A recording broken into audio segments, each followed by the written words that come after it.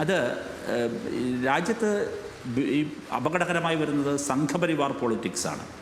ആ സംഘപരിവാറിൻ്റെ പൊളിറ്റിക്സ് അതൊരു ആൾക്കൂട്ടമല്ല, അതൊരു പ്രത്യയ ശാസ്ത്രാടിസ്ഥാനമുള്ള ഒരു far right, extreme right, ultra right എന്ന് പറയുന്ന ഒരു പൊളിറ്റിക്കൽ ഗണത്തിൽപ്പെടുത്താവുന്ന രാഷ്ട്രീയ ആശയങ്ങളാണ് അവർ പ്രചരിപ്പിക്കുന്നത്.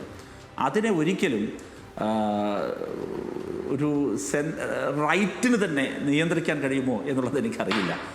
ഇപ്പോൾ ഉദാഹരണത്തിന് നോക്കൂ, ഈ മഹാഗൺബന്ധൻ പാളം തെറ്റി വീഴുമ്പോഴും നമുക്ക് നില തെറ്റി വീഴുമ്പോഴും അവിടെ ഇടതുപക്ഷത്തിന് എങ്ങനെയാണ് പിടിച്ചു നിൽക്കാൻ കഴിയുന്നത്?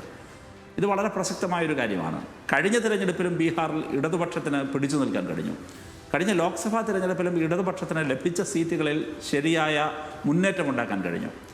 അപ്പോൾ ഇടതുപക്ഷം മുന്നോട്ട് വയ്ക്കുന്ന സാമ്പത്തികമായ ബദൽ നയങ്ങൾ, ഇടതുപക്ഷം മുന്നോട്ട് വയ്ക്കുന്ന നവലിബറൽ സാമ്പത്തിക നയങ്ങൾക്കെതിരായ കർഷകരെയും ഇവരെയെല്ലാം അണിനിരത്തിയുള്ള മഹാസമരങ്ങൾ, 3 വർഗീയതയ്ക്കെതിരെ അൾട്രാ റൈറ്റായ RSSും അതിൻ്റെ ഗവൺമെൻറ്റും മുന്നോട്ട് വയ്ക്കുന്ന വിഭജന നീക്കങ്ങൾക്കെതിരെ ഞങ്ങളെടുക്കുന്ന വളരെ ക്ലിയർ കട്ടായിട്ടുള്ള ക്ലാരിറ്റിയുള്ള നിലപാടുകൾ.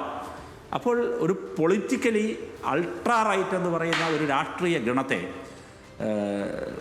ഒരു ലെഫ്റ്റ് എന്ന് പറയുന്ന, അല്ലെങ്കിൽ ഒരു അൾട്രാ റൈറ്റിനെതിരായ ഒരു പൊളിറ്റിക്കൽ സാധ്യത കൊണ്ട് മാത്രമേ നേരിടാൻ കഴിയുകയുള്ളൂ എന്നുള്ളത് പ്രാഥമികമായി തന്നെ നമുക്ക് ബീഹാറിൽ നിന്ന് പഠിക്കാൻ കഴിയുന്നുണ്ട് എന്നുള്ളതാണ് വളരെ പ്രസക്തമായൊരു കാര്യം. തീർച്ചയായും.